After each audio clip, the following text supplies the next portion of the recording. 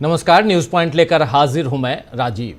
दोस्तों, नेता प्रतिपक्ष राहुल गांधी ने कल प्रधानमंत्री नरेंद्र मोदी और सीजेआई सूर्यकांत के साथ प्रधानमंत्री आवास में एक बैठक में हिस्सा लिया और इसमें उन्हें नए सीबीआई निदेशक का चयन करना था, यानी सीबीआई डायरेक्टर का चयन करना था। अपॉइंटमेंट के लिए उससे पहले जूरी की ये 3 सदस्य, जिसमें एक प्रधानमंत्री नरेंद्र मोदी, एक सीजेआई खुद जस्टिस सूर्यकांत, फिर राहुल गांधी एलओपी।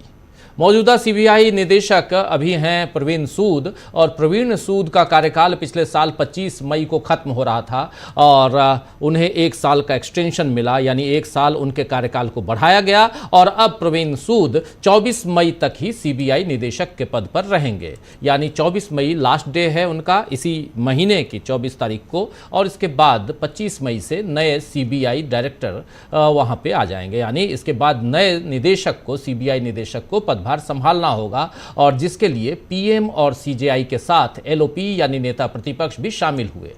और लेकिन इस बैठक के बाद राहुल गांधी ने एक चिट्ठी पीएम नरेंद्र मोदी को लिखी है, जिसमें उन्होंने साफ साफ कहा है कि एलओपी रबर स्टैंप नहीं होता है। अपनी चिट्ठी में राहुल गांधी ने कई गंभीर बातें कही हैं जो सिस्टम में आ चुकी खामियों को दर्शाती हैं, और ऐसी ही एक गंभीर खामी अब बिहार और पश्चिम बंगाल में अपना असर दिखा रही हैं, जहां लाखों लोगों को पहले एसआईआर के कारण वोटर लिस्ट से बाहर किया गया और अब उन्हें सरकार की लोक कल्याणकारी योजनाओं से भी हटाया जा रहा है। ये सारी बातें यहाँ पर बहुत इंपॉर्टेंट हो जाती हैं, लेकिन सबसे पहले वहाँ बिहार और उधर जाएं, एसआईआर की बात करें, लेकिन उससे पहले आते हैं ज़रा राहुल गांधी ने जो चिट्ठी लिखी है उस चिट्ठी को देखते हैं कि उस चिट्ठी में उन्होंने कहा क्या है। ज़रा उसको सामने ले आइए। चिट्ठी बहुत इंपॉर्टेंट है यहाँ पे, जिसमें राहुल गांधी साफ साफ कह रहे हैं कि सीबीआई के अगले डायरेक्टर की सिफारिश करने के लिए गठित समिति के अध्यक्ष के तौर पर आपको लिख रहा हूँ, ताकि मैं इसकी कार्यवाही को लेकर अपना विरोध दर्ज करा सकूँ। आपकी सरकार ने भारत की प्रमुख जांच एजेंसी सीबीआई का राजनीतिक विरोधियों, पत्रकारों और आलोचकों को निशाना बनाने के लिए बार बार दुरुपयोग किया है। संस्था पर ऐसे कब्जे रोकने के लिए ही चयन समिति में विपक्ष के नेता को शामिल किया जाता है।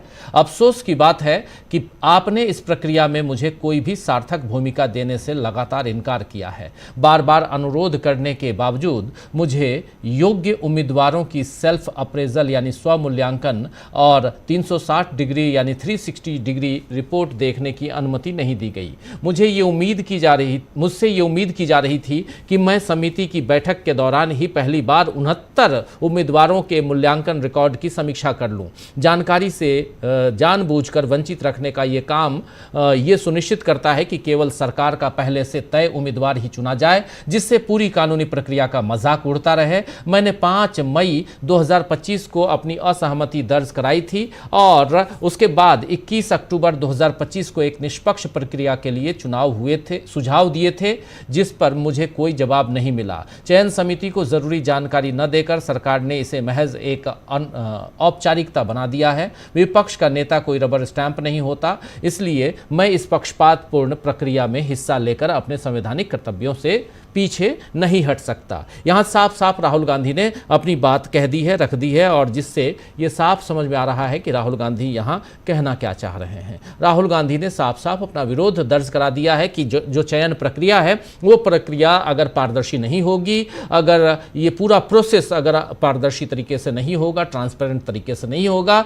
तो फिर आगे जो कुछ भी होगा उसमें भी ट्रांसपेरेंसी नहीं रहेगी। आप थोपना चाहते हैं, आपने 69 यानी 69 उम्मीदवारों की सूची तो सौंपी है, लेकिन इन 69 उम्मीदवारों के बारे में उनका जो रिकॉर्ड है, पास्ट रिकॉर्ड, वो कैसा है, आप उन्हें वो नहीं आपने दिया है। तो इस जो उनका सर्विस रिकॉर्ड होता है वो आपने नहीं दिया है। बहुत सारी बातें जो जाननी चाहिए एक जूरी को, वो तमाम चीजें आप नहीं देंगे, सिर्फ नाम सामने रख देंगे और कह देंगे कि इन पर मुहर लगा दो। तो ये मैं नहीं कर सकता हूं। ये बात यहां राहुल गांधी कहते हैं, अपनी आपत्ति दर्ज कराते हैं। तो एक केस तो ये आपके सामने है। दूसरा केस एसआईआर की बात मैं कह रहा रहा था, और एसआईआर में लाखों लोगों के नाम पहले से वोटर लिस्ट से काट दिए गए हैं, आपको पता ही है, और अब उन्हें सरकार की लोक कल्याणकारी योजनाओं से भी हटाया जा रहा है। आपको याद दिला दूं कि लाखों लोगों पर यह कहर उस समय बरपाया जा रहा है जब महंगाई चरम पर पहुंच चुकी है और खुद मोदी ने अपील की है कि अब सोना न खरीदें, पेट्रोल डीजल बचाएं। ऐसी अपील में से मिडिल क्लास जो है उसमें तो घबराहट फैल ही चुकी है,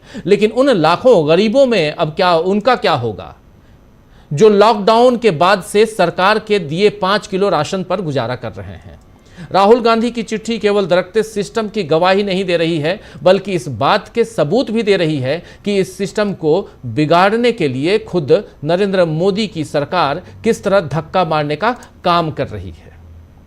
ये बहुत इंपॉर्टेंट है यहाँ पर कि राहुल गांधी जो चिट्ठी अभी आप पढ़ रहे थे, वो जो आपको पढ़ के सुनाया, उस चिट्ठी में जो बातें लिख रहे हैं उससे साफ समझ में आ रहा है कि कैसे इस दरकती हुई दीवार को धक्का मारकर और बर्बाद करने की कोशिश हो रही है।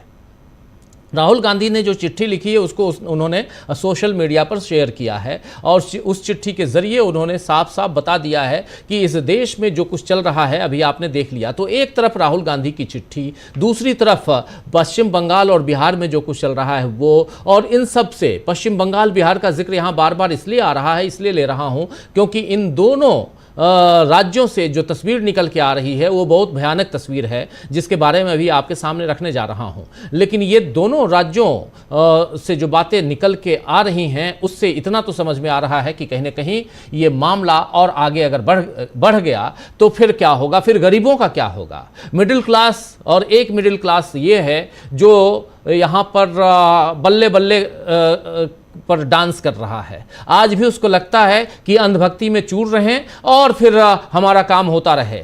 एक बंदी बंधाई सैलरी आती है, उसमें उनका ईएमआई जाता है और वो खुश है।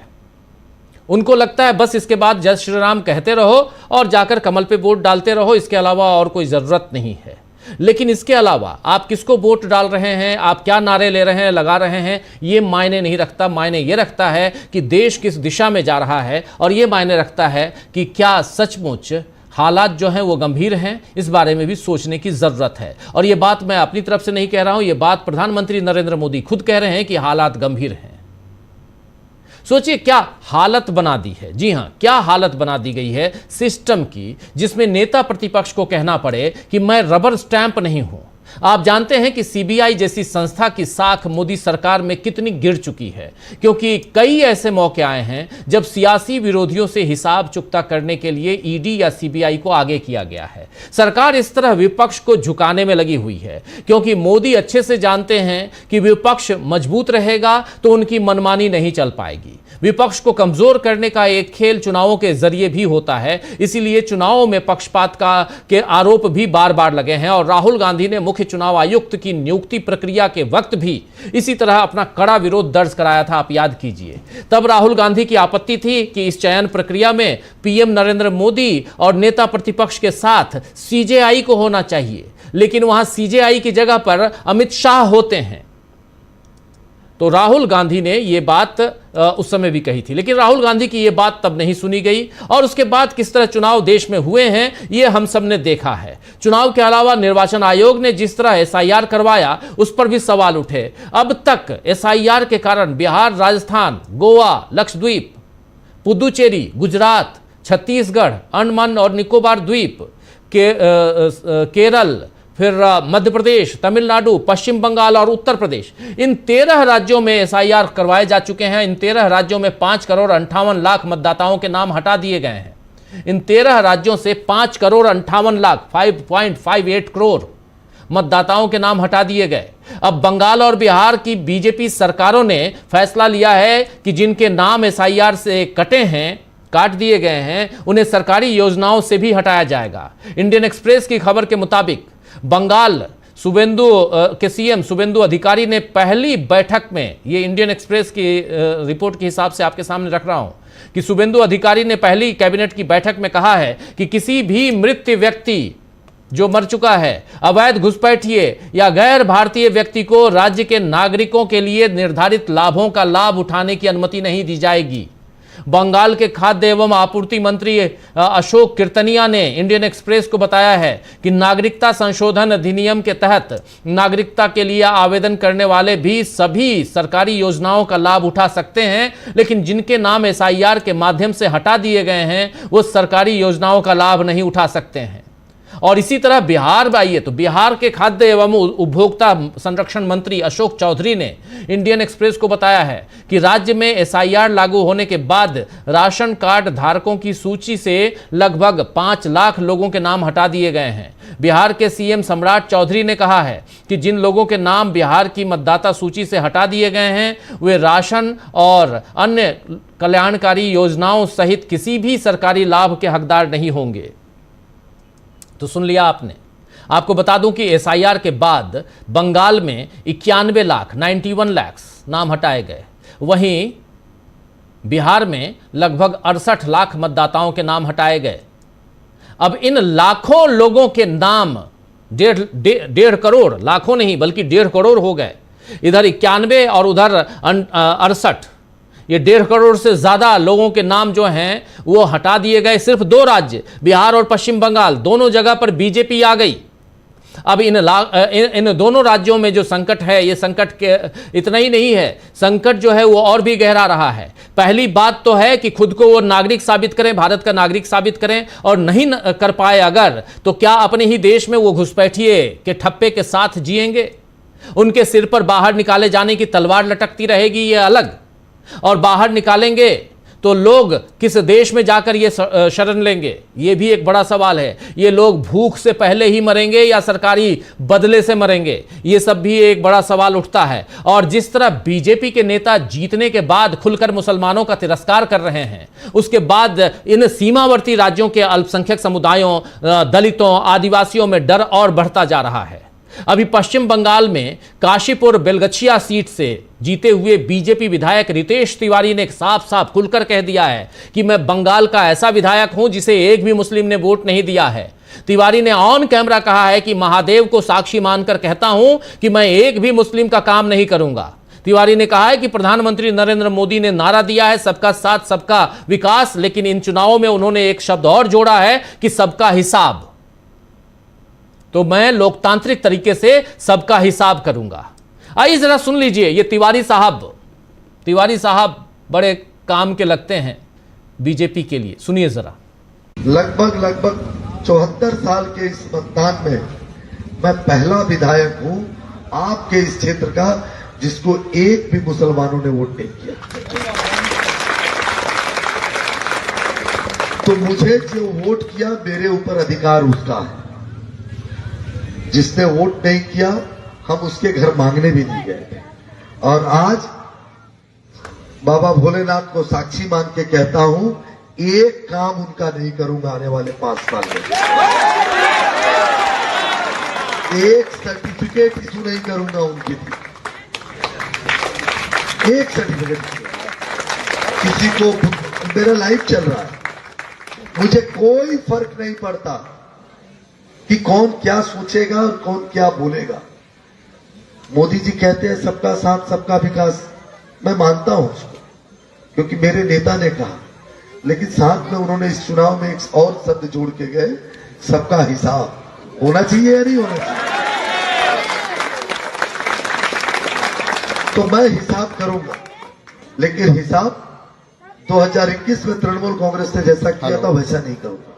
मैं लोकतांत्रिक तरीके से करूंगा, बिना किसी को एक तो सुन लिया आपने, सबका हिसाब करने जा रहे हैं और खुल के बोल रहे हैं, बाबा भोलेनाथ की कसम खाकर कह रहे हैं कि सबका हिसाब करूंगा और एक का भी काम नहीं करूंगा क्योंकि मुसलमानों ने मुझे वोट नहीं दिया। नरेंद्र मोदी की पार्टी से हैं ये साहब, काशीपुर बेलगछिया से विधायक हैं। संविधान की कसम खाकर इन्होंने विधायक पद की शपथ ली है। आप जानते हैं चुने जाते हैं, फिर आप ओथ लेते हैं, शपथ लेते हैं उसी संविधान की, जो संविधान कहता है कि ये देश जो है सबका है। इस देश में हिंदू भी हैं, मुसलमान भी हैं, सिख भी, ईसाई भी, सब हैं।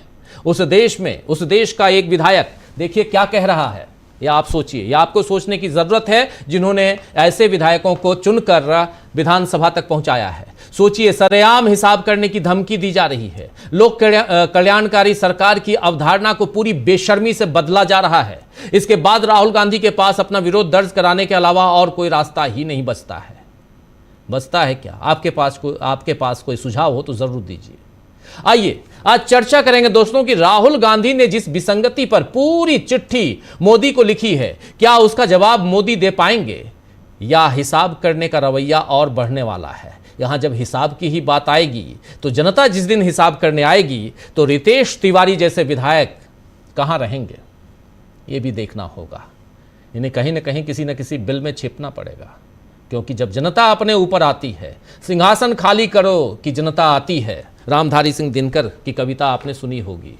इसका आह्वान हुआ था, इंदिरा गांधी को इमरजेंसी लगानी पड़ी, वो भी सही नहीं था। लेकिन इमरजेंसी की कहानी कुछ और है, वहाँ नहीं जाऊँगा। आज जो चल रहा है इसमें ऐसी बातें अगर होती हैं तो फिर वो किस दिशा में जाएंगी, देश किस दिशा में जा रहा है, आइए ज़रा इसी पर आज चर्चा करते हैं। और हमारे साथ कुछ वरिष्ठ साथी जुड़े हुए हैं, उनसे आपका परिचय करवाता हूं। प्रोफेसर अखिल स्वामी जी हमारे साथ सुनील शुक्ला जी हैं हमारे साथ, प्रशांत टंडन जी हैं हमारे साथ, अमलेंदु उपाध्याय जी हैं। आप सबका स्वागत है, इस्तकबाल है। स्वागत इस्तकबाल अब तमाम दोस्त साथी शुभचिंतक आप सबका जो अब तक जुड़ चुके हैं उनका भी, जो जुड़ने वाले हैं इस कार्यक्रम में उनका भी। स्वामी जी, हिसाब होगा, ये हिसाब ही तो हो रहा है। स्वामी जी आवाज आ रही है? जी हाँ भाई। देखिए राजीव जी, पहली बात तो ये तिवारी जी को ये कैसे पता चला कि उन्हें किसी मुसलमान ने वोट नहीं दिया? इसका माने कि जो विपक्ष का आरोप है कि चुनाव आयोग पूरी तरह से पक्षपात कर रहा है और भारतीय जनता पार्टी को विशेष सुविधाएं दे रहा है, तो तिवारी जी को कैसे पता चाहिए कि किसी मुसलमान ने वोट नहीं दिया? अच्छा, जिन हिंदुओं ने वोट नहीं दिया क्या उनका भी हिसाब करेंगे? भाई मैं तो कह रहा हूं, मैं तो आपके कार्यक्रम में कह रहा हूं, हो सकता है ना कहा जाता हो, परंपरा ना हो, नहीं कहना चाहिए। मैं तो कहूंगा मैं बीजेपी को वोट नहीं दूंगा। मैं बीजेपी को इसलिए वोट नहीं दूंगा कि मैं देख रहा हूं बिहार के अंदर छोटे छोटे बच्चे बेचारे हर बार नीट के पेपर आप लीक कर देते हैं, सारे पेपर लीक कर देते हैं, और पेपर लीक में जो पकड़ा जाता है वो राजस्थान का एक बीजेपी नेता है।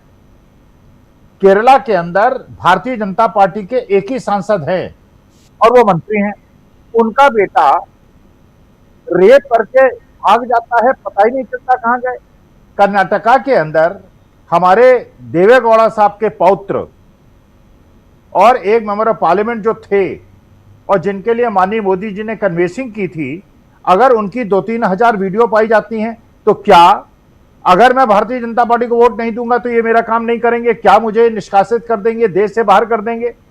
ये किस प्रकार के संविधान और लोकतंत्र की बात कर रहे हैं? मेरा व्यक्तिगत अपना अधिकार है, मैं किसको वोट दूं किसको वोट न दूं। अटल जी के जमाने में मैंने भारतीय जनता पार्टी को वोट दिया, लेकिन 2014 के बाद मैंने वो पाप नहीं किया, क्योंकि आज के तारीख में कल जो मैंने राजीव जी कहा था उसको फिर रिपीट करता हूं। पूरा गोदी मीडिया और बहुत सारे लोग इस चीज का प्रपंच फैलाने में तैयारी हैं। अभी मैं कार्यक्रम देख रहा था, दो बड़े अर्थशास्त्री बैठे हुए थे, विजय सरदाना साहब और एक और, वो वहां बता रहे थे कि साहब बड़ा शौक है और 15 रुपए 20 रुपए बढ़ाना पड़ेगा। 1 रुपए नहीं बढ़ाना पड़ेगा, पेट्रोल डीजल का दाम बढ़ाने की कोई आवश्यकता नहीं है। जो इन्होंने 2014 में सत्ता आने के बाद जिस प्रकार से टैक्सेस बढ़ाए हैं और जिस प्रकार से डॉक्टर मनमोहन सिंह जो सब्सिडी देती थी उसको रोक दिया है, तो जनता क्यों बोझ होए? आप जो ये जीएसटी लगा, अभी उन्होंने सोने पे टैक्स बढ़ा दिया, 15% कर दिया। अब आप बताइए, जो भी सोना इंपोर्ट होगा टैक्स इनका बढ़ेगा। कल भी मैं कह रहा था 2 लाख करोड़ का जो जीएसटी कलेक्शन है उसमें 50,000 करोड़ का केवल इंपोर्ट ड्यूटी पे लगने वाली कस्टम ड्यूटी का टैक्स है। इसका मतलब यह है सारा जो बोझ है वो आप देश की जनता पे डालना चाहते हैं। आप टोल बढ़ा दीजिए, गैस के दाम बढ़ा दीजिए, पेट्रोल डीजल के दाम बढ़ा दीजिए। अरे हम ये भी चलिए राजीव जी मानने को तैयार हैं, अगर देश संकट में है तो हम देश के लिए कुर्बानी दे सकते हैं, लेकिन अंबानी अडानी जी क्यों नहीं वो देते? भाई आज 25 लाख करोड़ का अगर मार्केट कैपिटलाइजेशन है और 15-16 लाख करोड़ की उनकी संपत्ति है, तो 2-4 लाख करोड़ कितने का नुकसान हो रहा है? एक साल में 1-1.5 लाख करोड़ का नुकसान हो रहा है ना। अरे आप ले लीजिए अडानी और अंबानी जी से, उनके पास तो 33% की शेयर होल्डिंग है रिलायंस इंडस्ट्री में, 22-23 लाख करोड़ का मार्केट कैपिटलाइजेशन है, 7-8 लाख करोड़ कि उनकी नेटवर्थ है उसमें से 1-2 लाख करोड़ देश के लिए दान कर दे। क्या देश की गरीब जनता देश के लिए केवल सहयोग करेगी? हमारी ही राष्ट्रभक्ति है, ये अमीर लोगों की राष्ट्रभक्ति नहीं है। अब आप बताइए, जो 12,000 रुपए महीना कमाकर अपने वैसे ही जीवन यापन, और जो सड़क पे उतरता है और प्रदर्शन करता है तो उसे लाठी मार के आप गायब कर देते हैं, कहा गया ये पता ही नहीं चलता है। अब ये 2,000 रुपए महीने जब उसका एक्सपेंडिचर बढ़ जाएगा, वो आदमी कैसे अपना जीवन यापन करेगा? कह रहे वर्क फ्रॉम होम करो। अरे घर के बाहर जो सब्जी बेचने वाले हैं, जो फल बेचने वाले हैं, जो बेचारे टेम्पो चलाने वाले हैं, ओला उबर चलाने वाले हैं, जो सड़क के किनारे खोमचे लगाने वाले हैं, वो वर्क फ्रॉम होम करेंगे क्या? अरे किस प्रकार का शगुफा आप छोड़ रहे हैं इस देश के अंदर, जहां 90% लोगों की तनख्वाह जो है वो 25,000 रुपए महीने से कम है, और ज्यादातर लोग ऐसे हैं जिनकी फैमिली इनकम जो है 12-14 हजार की है। उन पे आप बोझ क्यों डाल रहे हैं? पेट्रोल डीजल के दाम क्यों बढ़ा रहे हैं? पिछले 11 साल में देश की जनता को जैसे आपने लूटा है उसमें से शेयर क्यों नहीं कर रहे हैं? तो देखिए, सीधी सी बात है, ये अगर इस प्रकार से ये करेंगे, और मैं फिर बता रहा हूं न्यूटन थर्ड लॉ का सिद्धांत, जितना ज्यादा आप प्रहार करेंगे उतना ज्यादा प्रतिकार होगा। मैं उस दिन के लिए चिंतित हूं जबकि मुस्लिम और क्रिश्चियन देशों के अंदर इसकी प्रतिक्रिया होगी। मैं भगवान से प्रार्थना करता हूं इन मूर्खों से देश को निजात दिला दें, वरना जो ये हिंदुत्व का एक गंदा रूप दिखा रहे हैं पूरे विश्व को, अगर मेरे देश के, मेरे घर के बच्चे, मेरे रिश्तेदार भी विदेश में रहते हैं, अगर उसकी प्रतिक्रिया शुरू हो गई तो मेरे दिल पे क्या बीतेगी। ये तो ऐसे लोग हैं, इन्होंने तो बड़ी बड़ी कोठियां वहां पे खरीद ली हैं, अपने बच्चों को सिटीजनशिप दिला दी है, और एक दिन वो भी कार्यक्रम राजीव जी कर लीजिएगा, जितने मंत्री member parliament Bharatiya Janata party के हैं, कितने बच्चे हैं, कितने विदेश से व्यापार करते हैं, कितने विदेश में सेटल हो गए, और कितनी विदेश में उनकी सिटीजनशिप है। तो ये तो इनके बच्चे तो सेफ रहेंगे क्योंकि इनके पास तो पैसा है, बड़ी बड़ी कोठियों में रहते हैं, सिक्योरिटी गार्ड रख लेंगे। लेकिन हमारे देश के गरीब लोग जो जाके अपना पेट पालने के लिए वहां पे रह रहे हैं, और इस प्रकार से ये जो देश का सारा बोझ गरीब जनता पे डाल रहे हैं, पूरे देश में त्राही त्राही इन्होंने मचा दी है, ऐसा संशय पैदा कर दिया है जिसकी कोई आवश्यकता नहीं है। तो देखिए, सीधी सी बात है, बिहार और वेस्ट बंगाल के अंदर जिस प्रकार का ये निर्णय हुआ है, इसका मतलब ये है कि लोगों का नाम काटेंगे। उसके बाद मैं तो कहता हूं, अच्छा चलिए डिपोर्ट करना है कर दीजिए, मुझे अमेरिका भेज दीजिए, वहां की सिटीजनशिप दिला दीजिए, 1-8 लाख डॉलर दे दीजिए, मैं वहां जाके रह लूंगा, वहां से देश की मदद करूंगा। लेकिन ऐसे शासन में रहना, ऐसे निरंकुश शासन में रहना, ऐसा तानाशाही शासन में रहना, मैंने वो भारतवर्ष अपना प्यारा देखा है, बचपन से आज तक देखा है, जिसमें मोहब्बत ही हम लोग बात करते थे, कोई धर्म और जात की बात नहीं करते थे। आज के तारीख में जो तिवारी जी कह रहे हैं, तिवारी जैसे लोगों को वास्तविकता में, राजनीति में और देश में रहने का कोई अधिकार नहीं है, इस देश को तोड़ रहे हैं। जी, देश तोड़ने का काम कर रहे हैं। जरा प्रशांत जी, कैसे आप देखते हैं? तिवारी जी की बात तो खैर हो ही रही है, लेकिन राहुल गांधी ने जो रिसेंट नोट लिखा है, पहले भी लिखा था, लेकिन इस बार 2 पन्ने का है और बहुत क्लियर कट है, रख चुका हूं आप लोगों के सामने, उसको कैसे देखा जाए? पहली बात, राजीव जी जो तिवारी है, क्या ये किसी ऐसी पॉलिटिकल पार्टी का सदस्य होके, विधायक होके ऐसी बात कर सकता है जो संविधान का सम्मान करती हो? नहीं कर सकता। ये तिवारी बीजेपी में ही हो सकता है, और ये नरेंद्र मोदी की पॉलिसी को इम्प्लीमेंट कर रहा है, उनको कोट भी कर रहा है, उन्हीं का हवाला दे रहा है। तो ये तिवारी जो छोटा खिलाड़ी है, जो इसके पीछे जो लोग हैं वो है। देखिए, अभी आपने बताया कि 5-5.5 करोड़ लोगों के नाम काटे गए। जी, 5 करोड़ 58 लाख जी। अब उनके नाम देश की तमाम सुविधाओं से काटे जा रहे हैं, यानी बैंक अकाउंट नहीं खोल सकते, वो राशन कार्ड नहीं होगा उनका। जाहिर सी बात है कि अगर राशन कार्ड नहीं होगा, बैंक अकाउंट नहीं होगा, तो नौकरी भी नहीं होगी, वो कोई प्रॉपर्टी भी नहीं खरीद सकते। यानी इस देश में रहते हुए वो किसी भी दुनिया, किसी भी देश के नागरिक नहीं है। 5 करोड़ लोग। आज के नरेंद्र मोदी के भारत के पहले ये नीति दुनिया में और कहां पे थी? जरा याद कीजिए। ये नीति हिटलर के जर्मनी में थी।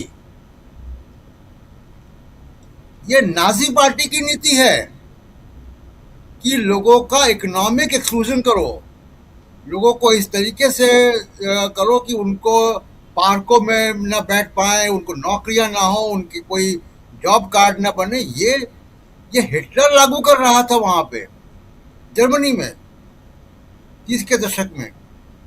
तो ये नाजी पार्टी की नीतियां हैं और आरएसएस का प्रेम हिटलर के प्रति हम जानते हैं। मोदी जी कहाँ से आते हैं, किस फैक्ट्री से आए हैं, वो भी हम जानते हैं। तो ये नरेंद्र मोदी जो कर रहे हैं, मूलतः ये जो एसआईआर की जो पूरी प्रक्रिया है, और आप एसआईआर की प्रक्रिया के जरिए वेलफेयर स्कीम से हटाना, और वेलफेयर स्कीम से हटाना नहीं, जैसा मैंने कहा, वो तो कुछ भी नहीं कर पाएंगे। अगर उनके नाम कट जाते हैं, बैंक अकाउंट नहीं खुलेगा, उनका केवाईसी नहीं होगा, तो उनको कौन नौकरी देगा। तो ये नाजीवादी नीतियां हैं। अब दुनिया देखे इसको कि क्या करना है।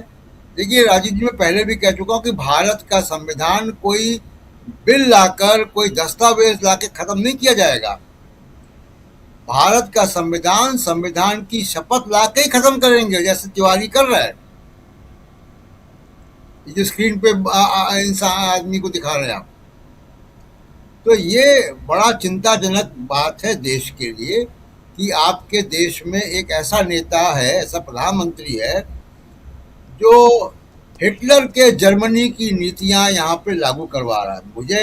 मैं बड़े दावे के साथ कह सकता हूँ कि बिहार की सरकार और पश्चिम बंगाल की सरकार एक कदम नहीं उठा सकते अगर वो नरेंद्र मोदी नहीं चाहेंगे तो ये एसआईआर किसने करवाया? कोई ज्ञानेश कुमार ने नहीं कराया, ये सरकार ही करा रही। ज्ञानेश कुमार और सरकार सब एक है इस वक्त। बीजेपी, ज्ञानेश कुमार, सरकार सब एक ही है। तो ये बहुत चिंताजनक बात है और देश के अपोजिशन पार्टीज को, मीडिया को, सिविल सोसाइटी को इसको उठाना चाहिए।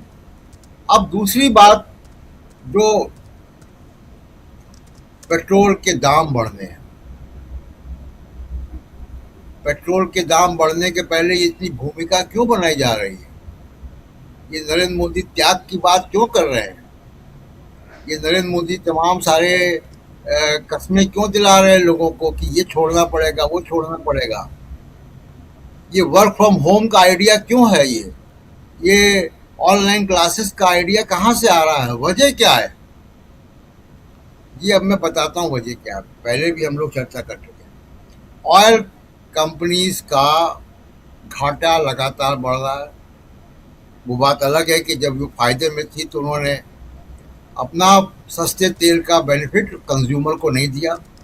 मुकेश अंबानी ने 7 लाख, 7.5 लाख करोड़ रुपए कमाए तेल बेचकर यूरोप में और अमेरिका में, लेकिन भारत के कंज्यूमर को वो बेनिफिट नहीं मिला। देखिए, तेल की कीमत, जो तमाम विशेषज्ञ बता रहे हैं कि जो जब घाटा हो गया है, लगभग 1 लाख करोड़ का घाटा हो चुका है जब से युद्ध हुआ है। तो युद्ध के दौरान तो बाकी सरकारें काम कर रही थी, हमारे प्रधानमंत्री चुनावी रैलियां कर रहे थे। अब जब वो बढ़ गया, आपको इकट्ठा 20-25 रुपए बढ़ाने पेट्रोल पे, तो उसके लिए तैयारी कर रहे हैं। किसकी तैयारी कर रहे हैं? देखिए, इनको मालूम है कि नरेंद्र मोदी का सोशल मीडिया पे या सोशल मीडिया के बाहर जो बाजा बजाता है वो मिडिल क्लास है। मिडिल क्लास 99% जो है वो हिंदू अपर कास्ट है। मिडिल क्लास में दूसरे लोग बहुत कम हैं। तो ये जो उनसे डर रहे हैं नरेंद्र मोदी,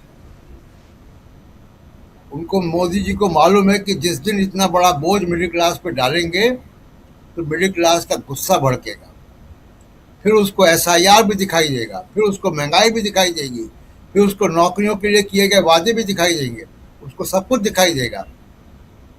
इसलिए पहले तो उसकी भूमिका बनाई जा रही है। दूसरा, एक अनडिक्लेयर्ड इमरजेंसी लगाने का की योजना दिख रही है कि वर्क फ्रॉम होम कर दो, ऑनलाइन क्लासेस कर दो, लोग कहीं एक साथ जमा ना हो, विरोध ना हो। यही इमरजेंसी है।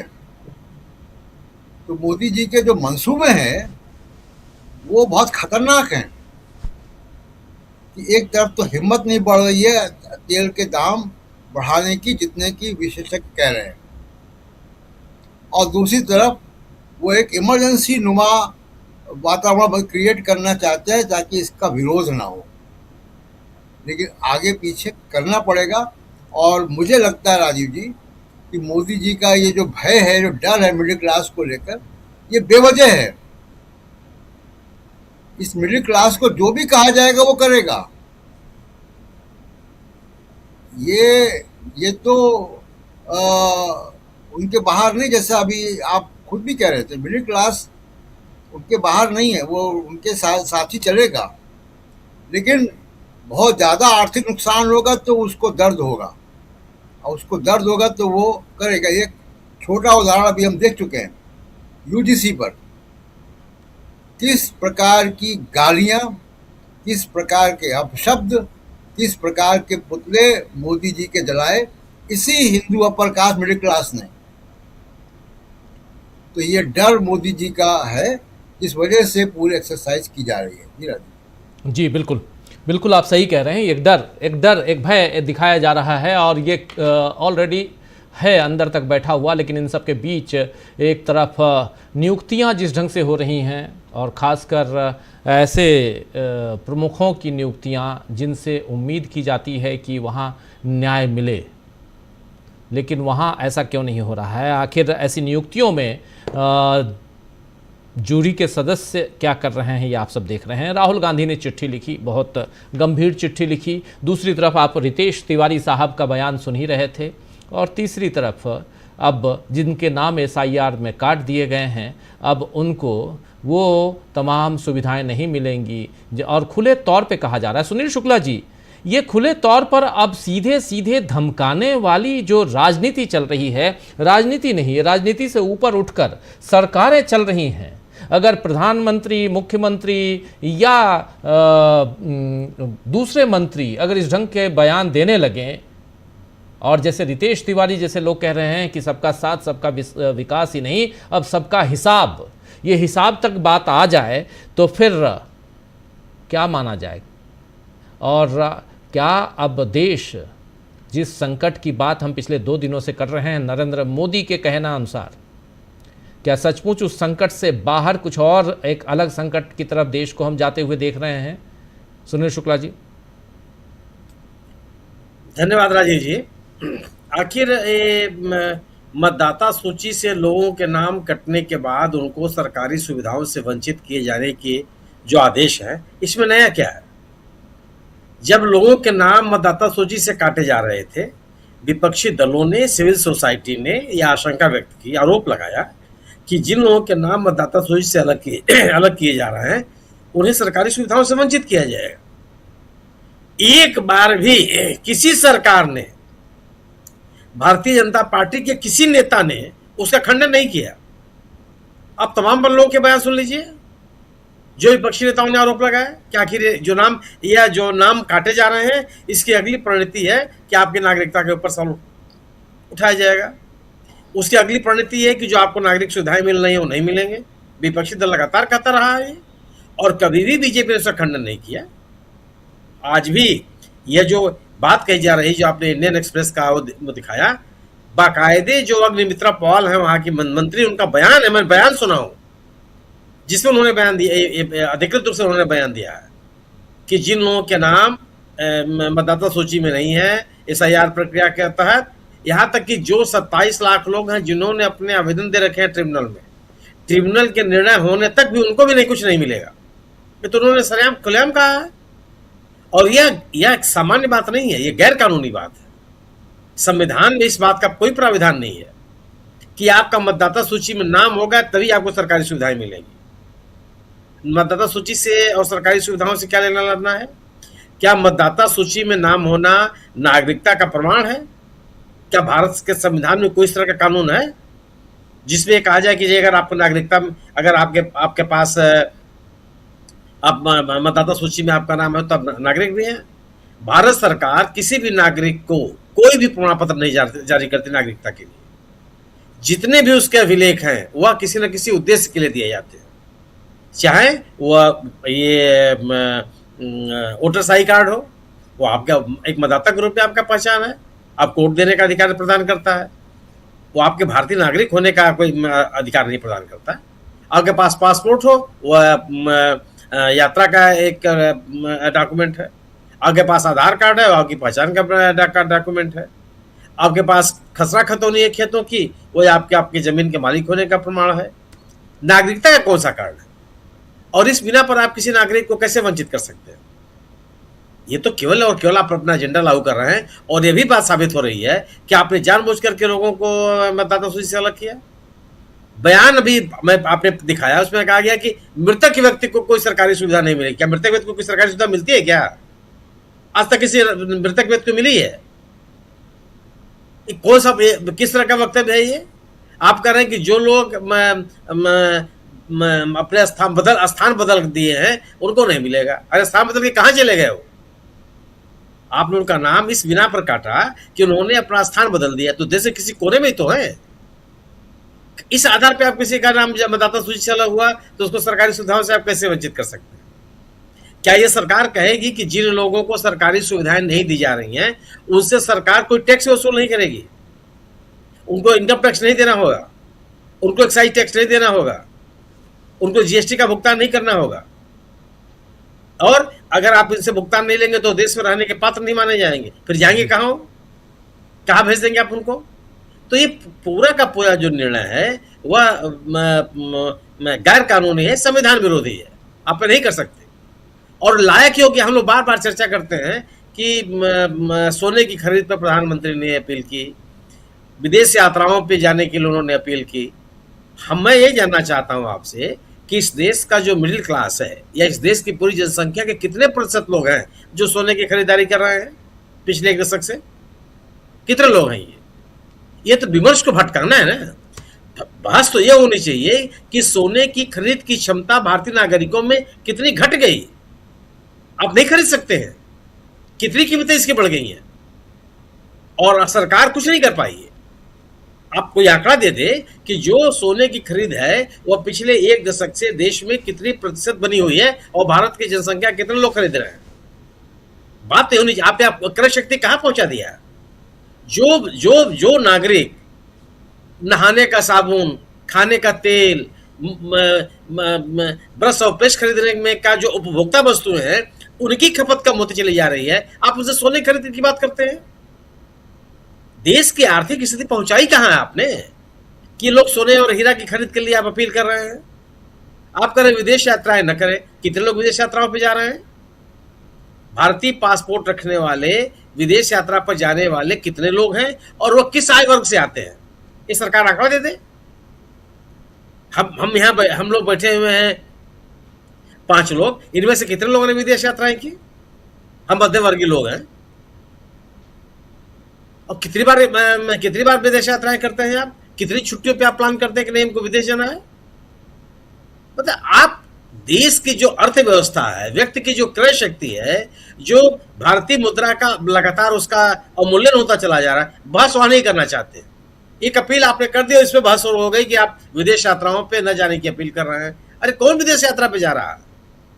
आप जो ये विदेशों में जाने वाले जहाज हैं उनकी ऑक्यूपेंसी कितने प्रतिशत है?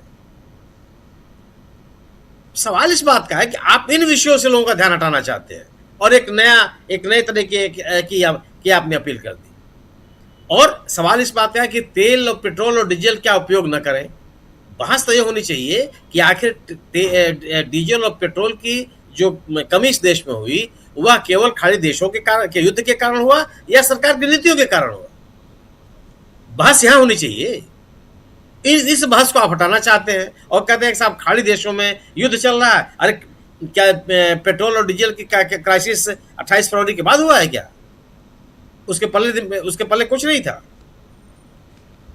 अब लगा और आप कहते हैं पेट्रोलियम मिनिस्टर का बयान है कि जो पेट्रोलियम कंपनियों को, तेल कंपनियों को नुकसान हो रहा है वह कितने समय तक इसका वहन कर सकते हैं? आप उस समय कहां सो रहे थे जब सस्ते दरों पर इन कंपनियों ने तेल खरीदा दुनिया के बाजार से और बराबर की कीमत पर, महंगी कीमत पर भारतीय उपभोक्ताओं को उपलब्ध कराया? तब आपको नहीं लग रही थी कि कितना लाभ कमाएंगे ये? आप उस समय कहां थे पेट्रोलियम मंत्री जी जब ये कहा जा रहा था कि पूर्ववर्ती सरकार मनमोहन सिंह सरकार पर आरोप लगाया गया कि इन्होंने ऑयल बॉन्ड लिया हुआ है बाजार से और उसके लिए इतने लाख रुपया, इतने करोड़ रुपए की देनदारी आपके ऊपर बनती है। उसके नाम पर सेस लगाए गए और उसके नाम पर कई लाख करोड़ रुपया वसूल किया गया, भारतीय नागरिकों से वसूल किया गया। अच्छा, उसकी बात करने के लिए क्यों नहीं तैयार है? उसमें पारदर्शिता क्यों नहीं लाने के लिए तैयार है? अब पारदर्शी तरीके से बात रख रहे हैं। ये पूरा का पूरा विमर्श भटकाने की कोशिश है। जिस देश में सामान्य उपभोक्ता वस्तुओं की खपत लगातार गिरती चली जा रही है, जिस देश में सामान्य नागरिकों की क्रय शक्ति लगातार कम होती जा रही है, भारतीय मुद्रा का लगातार अवमूल्यन होता चला जा रहा है, उससे आप कह रहे हैं कि साहब आप सोने की खरीद मत कीजिए, हीरा की खरीद मत कीजिए, जिससे आपको आयात कितने जो आपने सोने के आयात किया है उसमें कितना आम नागरिकों के पास है और कितने बड़े पूंजीपतियों के पास है और कितने वित्तीय संस्थानों के पास है, ये सरकार रिकॉर्ड दे। बात तो आपको यह करनी है कि आपने इस देश की अर्थव्यवस्था को कहां पहुंचा दिया, लोगों की जेब कितनी आपने ढीली कर दी, रोजगार, लोगों के पास रोजगार नहीं है। व्यक्त कर रहा है कि साहब हमको रोजगार मिले कि उसका दैनिक जीवन चल सके और उसमें करेंगे नहीं आप सोने खरीद मत कीजिए, बस यहां पहुंचा दिया आपने। मूल सवाल यह है कि देश की अर्थव्यवस्था को आपने रसातल में पहुंचा दिया। अब प्रश्न इस बात का है कि जो तेल का संकट हुआ, आपने क्यों ईरान से तेल लाना बंद किया? जवाब दीजिए उसका। आपको यह बताना पड़ेगा कि आपको जब सस्ते दरों पर रूस से तेल मिल रहा था तो आपने रूस से तेल लेना क्यों बंद कर दिया? किन कारणों से लेना बंद कर दिया आपने?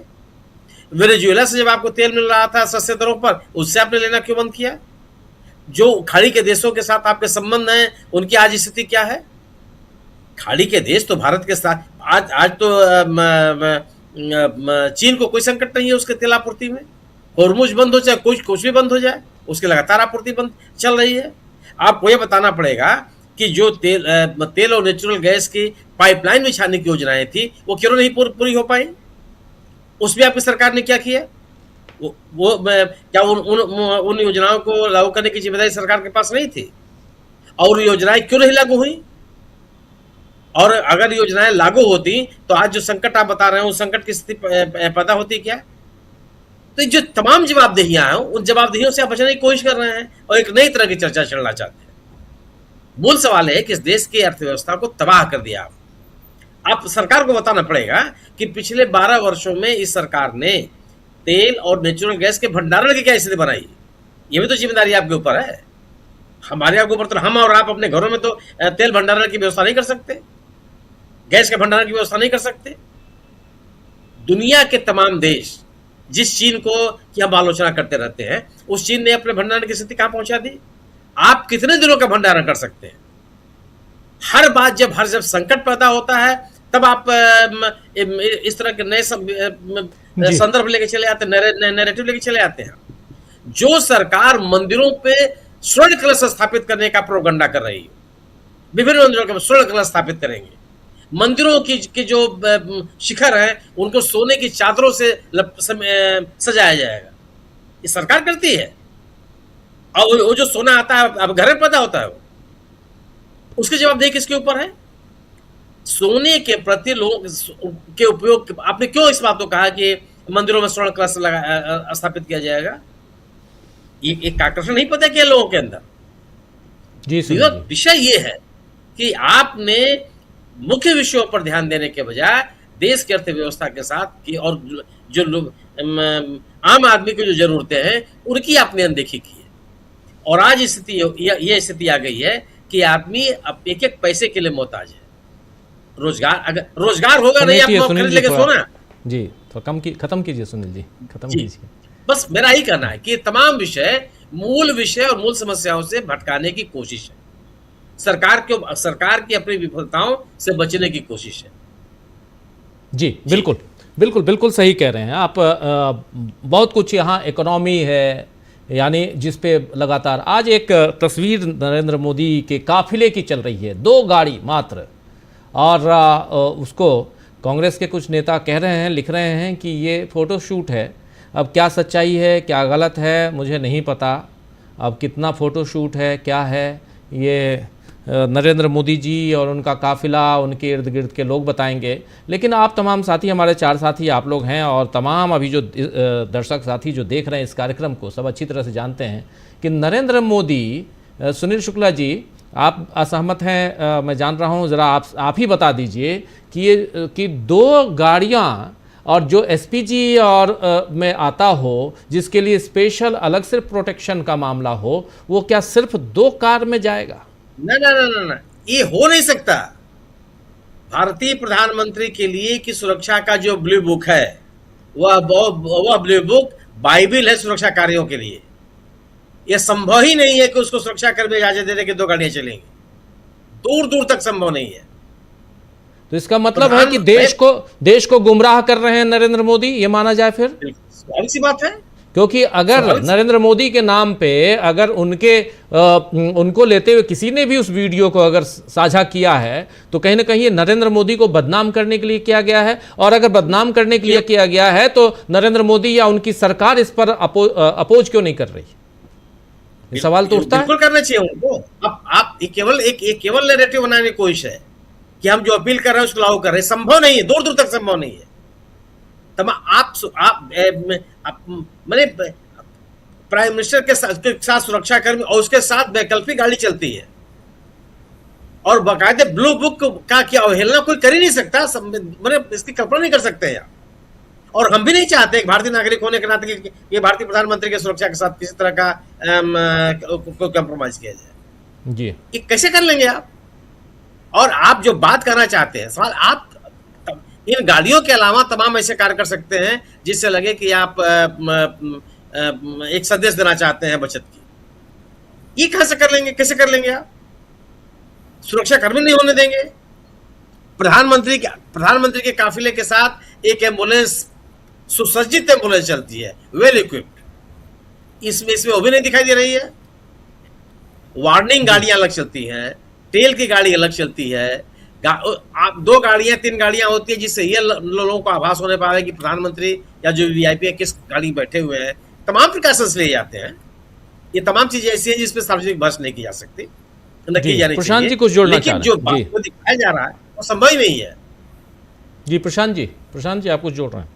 मैं वही बात कह रहा हूँ कि देखिए उसमें 3-4 गाड़ियां बड़ी आवश्यक होती हैं। एक पायलट कार आगे चलती है जो पुलिस की होती है, जहाँ पे भी प्रधानमंत्री होते हैं वहाँ की पुलिस की होती है वो। और उसके बाद एसपीजी की गाड़ियाँ होती हैं, उनका स्टाफ होता है। एक जैमर चलता है जो कि रास्ते में कोई माइनिंग ना हो, कोई आईईडी को ना चल पाए, उसके लिए एक जैमर चलता है। तो प्रधानमंत्री काफिला जहाँ से भी गुजरेगा एसपीजी का, उस एरिया के मोबाइल फोन उसको ब्लॉक करते हैं। उसके बाद एक एम्बुलेंस होता है। यहाँ पे मुझको 2 गाड़ियां दिख रही हैं और तीसरी एक अदृश्य गाड़ी दिख रही है जिस गाड़ी से ये शूट किया गया है। मैं कहूँगा जरा स्क्रीन पर ले आइए उस विजुअल को जिसकी हम बात कर रहे हैं। हाँ अमलिंदु जी आपके पास ही आ रहे हैं हम, और फिर स्वामी जी आपके पास आता हूँ। ज़रा स्क्रीन पर ले आइए उन 2 कार की बात हम लोग कर रहे हैं और वो बहुत इंपॉर्टेंट हो जाता है। लेकिन अमलिंदु जी अपनी बात आगे बढ़ाइए। आवाज़ खोलिए। ये देखिए ये 2 कार, ये जरा इसको अगर ला सकते हैं फुल स्क्रीन ला सकते हैं तो फुल स्क्रीन ले आइए। ये 2 गाड़ियां और शूट हो रही है। ये बस ये दिखाया जा रहा है कि प्रधानमंत्री ने अपने काफिले की आज सुबह से आप अलग अलग national so called national channel जिसको कहते हैं लोग, उस पर ये तो 2 तस्वीरें आ रही हैं कि प्रधानमंत्री ने अपने काफिले से तमाम गाड़ियों को हटा दिया है। अब उसको उसमें सिर्फ 2 है। कितनी सच्चाई है ये आप समझ सकते हैं इसमें। लेकिन क्या ये फोटो शूट है? श्रीनिवास बीवी लिख रहे हैं कि ये पीएम का काफिला है और साहब ने अपनी नाकामी को भी इवेंट बना दिया है। दावा है कि पीएम सिर्फ 2 गाड़ियों से चल रहे हैं। ज़रा किसी जानकार से पूछिए कि इस फोटोशूट के लिए कितने किलोमीटर तक सड़कें खाली कराकर सैनिटाइजेशन किया जाता है, आम लोगों को गायब कर दिया जाता है। ये यहाँ पर ये प्रधानमंत्री के काफिले की बात यहाँ कही गई है कि ये 2 गाड़ी मात्र। अमलिंदु जी, एक तो राजीव जी बड़ी आश्चर्य की बात है कि प्रधानमंत्री का काफिला निकला और बीच में कोई एम्बुलेंस नहीं आ गई, चूंकि चुनाव नहीं है। वरना चुनाव होता तो एम्बुलेंस भी आ जाती इस बीच में, वरना तो आई जाती है हर चुनाव में। लेकिन राजीव जी ये जब विजुअल सुबह जारी किया गया तो सबसे तेज चलने वाला चैनल है राजीव जी, उसने पहले वो विजुअल जो था वो एज इट इज जारी कर दिया। और एज इट इज जारी ऐसे हुआ राजीव जी की ये विजुअल जो है वो जोशी जी के यहाँ से आया हुआ है, ये मालूम पड़ता है। और वो ऐसे कह रहा हूँ मैं कि राजीव जी जब व्हाट्सएप से आप कोई इमेज या वीडियो भेजते हैं तो उस पर व्हाट्सएप का एक वाटर मार्क आ जाता है, व्हाट्सएप इमेज उसका डेट और टाइम उस पर लिख कर आ जाता है। वो सबसे तेज चलने वाला चैनल जो है उसने सबसे पहले वो वाटर मार्क वाला चला दिया, और फिर किसी का ध्यान गया होगा तो फिर तुरंत उसको वाटर मार्क वाला हिस्सा काट के फिर उसको चलाया गया। तो ये राजीव जी व्हाट्सएप से भेजा गया है, ये किसी ने शूट नहीं किया। तो जब व्हाट्सएप से भेजा गया तो जाहिर सी बात है कि व्हाट्सएप से जहाँ से संदेश आते हैं वहीं से संदेश आया, और चलाने वाले ने सबसे तेज चलने के चक्कर में पहले वो व्हाट्सएप का वाटर मार्क वाला भी जारी कर दिया। तो ये राजीव जी इसकी असलियत है। अब राजीव जी सवाल ये है कि अगर ऐसा है भी हिसाब चलिए कि 2 गाड़ियों से प्रधानमंत्री निकल रहे हैं, बड़ी अच्छी बात है, लेकिन कितने किलोमीटर इसको सैनिटाइज किया गया होगा, जो अभी सवाल उठ रहा था कि कितने किलोमीटर सैनिटाइज इसको किया गया होगा, कितनी फोर्स लगी होगी, ये है। बाकी राजीव जी प्रधानमंत्री तो समुद्र के तट पे जो पन्नियां भी बीन लेते हैं, तब कौन सी गाड़ियां उनके पीछे चल रही होती हैं? अकेले ही घूम रहे होते हैं कंधे पे झोला डाले हुए और पन्नियां बीन रहे होते हैं, समुद्र को साफ कर रहे होते हैं। तो ऐसे फोटोशूट तो बहुत होते रहते हैं, तो ये सब फोटोशूट का जमाना है, तो फोटोशूट राजीव चल रहा है। लेकिन इससे ज्यादा बड़ी बात राजीव जी, ये फोटोशूट से ज्यादा मुझे लगता है कि उस पर चर्चा और हम लोग को ज्यादा भी करनी चाहिए कि राहुल गांधी ने जो चिट्ठी लिखी और उस चिट्ठी ने राजीव जी कई सवाल खड़े किए। एक तो सवाल ये खड़े हुए कि 3 लोगों की अगर कमेटी थी, उसमें सीजीआई भी थे और प्रधानमंत्री भी थे और राहुल गांधी भी थे। राहुल गांधी का इसका ये डिसेंट नोट कहा जाएगा, इसका मतलब की बात तैयारी हो गई, इसको भी चुनना होगा।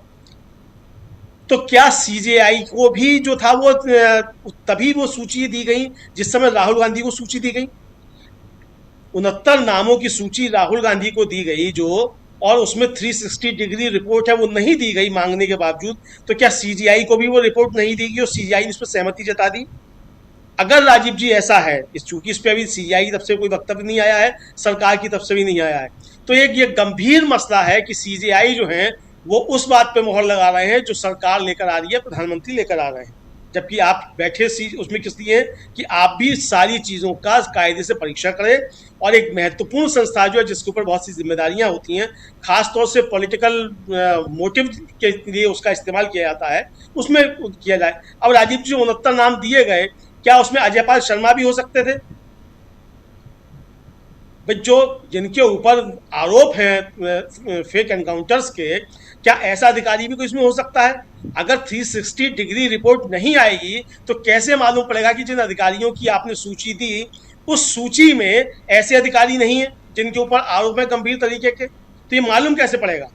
तो ये बहुत सारे सवाल हैं जो राहुल गांधी ने खुलकर अपना डिसेंट नोट दिया है। मुझे लगता है कि सीजीआई को भी स्थिति स्पष्ट करनी चाहिए कि आपको क्या वो सूची दी गई थी, क्या आपको 360 डिग्री रिपोर्ट दी गई थी, और अगर आपने सरकार के नाम पर सहमति जताई है तो आपने और किन किन नामों की बात कही थी जिस पर सरकार ने नहीं माना, और आप और सरकार कैसे एकमत हो गए, किन आधार पर आप एकमत हो गए, ये देश के सामने राजीव जी आना चाहिए। चूंकि तीसरा व्यक्ति जो है राहुल गांधी, उन्होंने कह दिया कि मैं रबर स्टाम्प नहीं हूं, नेता विपक्ष रबर स्टाम्प नहीं है। इसका मतलब ये भी है कि बाकी दूसरा जो है उसमें वो रबर स्टाम्प है कोई। तो अगर ऐसा है तो फिर ये सामने आना चाहिए कि सीजीआई ने इस पर कोई आपत्ति जताई कि नहीं जताई, और सीजीआई को वो 200 नामों की सूची कब दी गई, 360 डिग्री रिपोर्ट सीजीआई को दी गई कि नहीं दी गई। तो ये राजीव जी एक महत्वपूर्ण सवाल है, क्योंकि सुप्रीम कोर्ट में तो मामला गया हुआ है कि भाई चुनाव आयुक्तों की नियुक्ति है, उसमें सीजीआई को शामिल किया जाए। अब उसमें भी अगर सीजीआई शामिल हो जाएंगे और सरकार ले आएगी और 69 नामों में से सीजीआई उस पर सहमति जता देंगे तो ज्ञानेश कुमार जैसे कोई दूसरे पे चुन लिए जाएंगे। तो उसका अर्थ क्या रह जाएगा? सीजीआई को रखने का मतलब क्या है उस कमेटी में? इसीलिए है कि तीसरा एक निष्पक्ष व्यक्ति जो है वो उस कमेटी के अंदर हो, और सरकार का जो है वो दबदबा नहीं रहना चाहिए। जब डिसेंट नोट आ गया है तो उधर से भी बात आनी चाहिए कि सीजीआई को ये रिपोर्ट मिली कि नहीं मिली। राजीव जी जी बिल्कुल। इस बीच अभी देख रहा हूँ कि बैंक एसोसिएशन ने प्रधानमंत्री नरेंद्र मोदी को चिट्ठी लिखी है, और उस चिट्ठी में कहा है कि 5 दिन का वर्किंग डेज जो है, कार्य सप्ताह 5 दिन का किया जाए, ना कि सेकेंड सैटरडे और लास्ट सैटरडे जो होता था उसको ख़त्म करके सिर्फ 5 दिन काम किया जाए। और प्रधानमंत्री की जो अपील है उसकी सराहना करते हुए ये चिट्ठी लिखी गई है, जिसमें वो कहा गया है कि ऊर्जा संरक्षण और सार्वजनिक दक्षता के उपाय के रूप में बैंकिंग उद्योग में 5 दिवसीय कार्य सप्ताह को तत्काल लागू करने का अनुरोध किया गया है। तो स्वामी जी, अब बैंकिंग जो होगी, बैंक 5 दिन सप्ताह में 2 दिन आराम कीजिए, ये है। और धीरे धीरे अब बाकी तो कह ही दिया गया है कि आप लोग वर्क फ्रॉम होम कीजिए। एक हमारे साथी IT वाले हैं, उनका आज फ़ोन आया कि उत्तर प्रदेश में ऑलरेडी कर दिया गया, कल घोषणा कर दी गई, सर्कुलर निकाल दिया गया IT के इंडस्ट्री के लोग जो हैं। और देखिए नोएडा और आसपास कितने लोग हैं, IT कंपनियां काफ़ी हैं, तो परेशान हैं लोग, क्योंकि कोडिंग और बाकी कुछ प्राइवेट चीज़ें होती हैं जो आप घर में या बाहर दूर से नहीं करवा सकते हैं, जिनको ऑफिस में ही इंटरनल उसमें किया जाता है। तो वो परेशान हैं कि आखिर हम अपने काम को, जो हमारे यहाँ प्राइवेट काम है, बिल्कुल इंटर ऑफिस जो काम होता है, उन चीज़ों को हम घर पे लोगों को करने कैसे दे दें। और सरकार कह रही है वर्क फ्रॉम होम कीजिए, कैसे होगा, बहुत परेशान। बीजेपी के अंधभक्त हैं वो। मैं बोला आपकी तो सरकार है, पूछ लीजिए मोदी जी से। और क्या कह सकते हैं स्वामी जी? देखिए राजीव जी, बहुत चीजें हम लोग प्रेज्यूम कर रहे हैं। पहली बात तो मुझे ये सिद्ध करके बताइए, कोई इसे एफिडेविट दे कोर्ट के स्टैम्प पेपर पे, ये जो 2 कारें हैं इसके अंदर मोदी जी हैं? क्या इसके अंदर मोदी जी हैं? आप सर्टिफाई कर सकते हैं? नंबर 1। नंबर 2, दिख रहा है लुटियंस का इलाका है ये। लुटियंस के इलाके में मुझे कभी भी 24 घंटे में वो जगह दिखा दीजिए जहां 500 मीटर पे एक भी आदमी ना हो, एक भी गाड़ी ना हो, एक भी स्कूटर ना हो। मैं नहीं मानता कि ये इसे सैनिटाइज किया गया, मैं तो मानता हूं नेचुरल फोटो है और मोदी जी ने रिस्क ली थी और सड़क पे निकले थे केवल एक गाड़ी के साथ। बाकी प्रोटोकॉल भी देखिए चेंज हो सकते हैं। प्रोटोकॉल ऐसी कोई चीज नहीं है कि वो बिल्कुल गीता के वाक्य हैं, उन्हें चेंज नहीं किया जा सकता। क्या आप मानते हैं राजीव जी कि भारतवर्ष फ्रांस से और यूके से और स्पेन से ज्यादा खतरनाक देश है? मैं तो नहीं मानता। मैं तो भारत माता को मानता हूं, अपने भारत देश को मानता हूं बड़ा सुरक्षित देश है। अगर फ्रांस के अंदर, स्पेन के अंदर, यूके के अंदर वहां के प्रेसिडेंट और प्राइम मिनिस्टर साइकिल पे चल सकते हैं और मेट्रो पे चल सकते हैं, जबकि उनके पास तो इतनी ज्यादा कमी नहीं है, उनकी तो पर कैपिटा इनकम हमसे 50 गुने ज्यादा है। वहां का प्राइम मिनिस्टर, प्रेसिडेंट अगर मेट्रो से चल सकता है और साइकिल चला सकता है, स्विट्जरलैंड का और बाकी जगह के लोगों का, नीदरलैंड्स का, तो भारत के प्रधानमंत्री अगर 2 कार में चल रहे हैं, इसमें बहुत बड़ी बात क्या है? लेकिन मेरे को यह सिद्ध होना चाहिए, ये मुझे प्रूव होना चाहिए इसके अंदर मोदी जी हैं। कहां पता चल रहा है इसके अंदर मोदी जी है? 2 कारें दौड़ा दी गई, पता नहीं कहां दौड़ा दी गई। ये कौन सा लुटियंस का इलाका है? एक भी आदमी नहीं दिखाई पड़ रहा। तो देखिए, मैं तो ये मान रहा हूं कि बिल्कुल, देखिए अगर ऐसा मोदी जी करते हैं बहुत अच्छी बात है। मैं तो उन्हें यह भी सुझाव दूंगा, महात्मा गांधी से सीखें। अगर मोदी जी उसी प्रकार से जैसे गांधी जी रहते थे, धोती पहन के एक, उसी प्रकार से रहे, मैं इसको वेलकम करूंगा। कोई प्रोटोकॉल का इशू नहीं है। हम भारतीय बड़े शांतिप्रिय लोग हैं, हम सनातनी हैं। हमारे देश में हिंसा को हम लोग बिलीव नहीं करते। हम युद्ध के देश नहीं, हम बुद्ध के देश है। हम महात्मा गांधी और बुद्ध के देश है। हमारे देश में हर आदमी सुरक्षित है। लेकिन क्या मोदी जी के रक्षा के लिए क्या इतना ज्यादा आवश्यक है? हमारे जीवन का कोई मोल नहीं है? हम लोग तो हम तो आप कोशिश करके देख लीजिए, पुलिस को बता दीजिए आपकी जान को खतरा है, परेशानी है, एक भी अगर आपको एस्कॉर्ट मिल जाए। क्या सतपाल मलिक को एस्कॉर्ट मिला था? इसके बावजूद कि कई प्रदेशों के वो राज्यपाल रहे थे, इसके बावजूद क्या उनको एस्कॉर्ट मिला था? तो देखिए, ये पहले तो मुझे ये कोई एफिडेविट दे IT सेल का जो बीजेपी का है, ये मोदी जी इसके अंदर है। वरना मोदी जी जब भी कार में निकलते हैं, एक लाइट उनके ऊपर आती है, और अब मैंने तो अभी तो मोदी जी को ऐसे ही देखा है कि वो कार में हाथ हिलाते दिखते हैं, ना कोई हाथ हिलाता दिख रहा है, ना उसके ऊपर फ्लैश लाइट लगी हुई है। तो मैं तो मानने से इनकार करता हूं मोदी जी इसके अंदर है। और देखिए, राहुल गांधी ने जो किया है, इसको कहते हैं असहयोग आंदोलन की शुरुआत। क्योंकि जब आप मीटिंग में बैठ जाते हैं, चाहे वहां डिसेंट नोट दे दें और उसको पब्लिक को नहीं पता चलता है कि आपने डिसेंट नोट दिया है, तो यह माना जाता है कि आप भी उसमें भागीदार हो गए। राहुल गांधी ने डिसेंट किया और उसके बाद पत्र लिखा और उसके बाद इसका प्रचार प्रसार हुआ। इसका मतलब यह है कि हम एग्री नहीं करते ये जो सरकार कर रही है। और ये चीफ जस्टिस ऑफ इंडिया के ऊपर भी एक इस प्रकार का उन्हें सोचना चाहिए कि हमारे वो संविधान के संरक्षक हैं। क्योंकि मुझे पता है जिनको ये कराना चाहते थे उन पे कई सारी इंक्वायरी रिपोर्ट हैं। और लास्ट बात ये कहता हूं, 360 डिग्री अप्रेजल का मतलब क्या होता है? ह्यूमन रिलेशंस के इशू में 360 डिग्री अप्रेजल का मतलब यह होता है केवल आपका बॉस आपका मूल्यांकन नहीं करेगा, आपके सहकर्मी भी आपका मूल्यांकन करेंगे, आपके मातहत भी आपका मूल्यांकन करेंगे, आपके कस्टमर भी आपका मूल्यांकन करेंगे। और उसमें एसआईआर के माध्यम से और ईवीएम के माध्यम से नहीं होगा। अगर आप 50 लोगों के ऊपर हैं और 2 लोगों के नीचे हैं, 50 लोगों का भी लिया जाएगा और उसके बाद पता चलेगा कि आप एक अच्छे अधिकारी नहीं हैं। जिनका नाम क्लियर कराने की बात हो रही थी उन पे कई सारे चार्जेस हैं और इसलिए राहुल गांधी ने सही किया कि उसको प्रकाशित भी किया, जनता को भी बताया कि वो बायकॉट कर रहे हैं और इस निर्णय से वो सहमत नहीं है, क्योंकि वो समय आ गया है। हमारे बच्चों के नीट के पेपर लीक हो रहे हैं, भारतीय जनता पार्टी के लोग पकड़े जा रहे हैं, किसानों के साथ जो हुआ आपने देख लिया, अग्निवीरों के साथ जो हुआ देख लिया। अंधभक्ति छोड़ के आज देश हित में, राष्ट्र हित में सोचने का समय आ गया है। हमने हमेशा इस चीज का न्याय का विरोध किया है और ये समय है असहयोग आंदोलन के लिए, जो राहुल गांधी ने बायकॉट किया है और उसमें डिसेंट नोट दिया है, एक अच्छी शुरुआत है।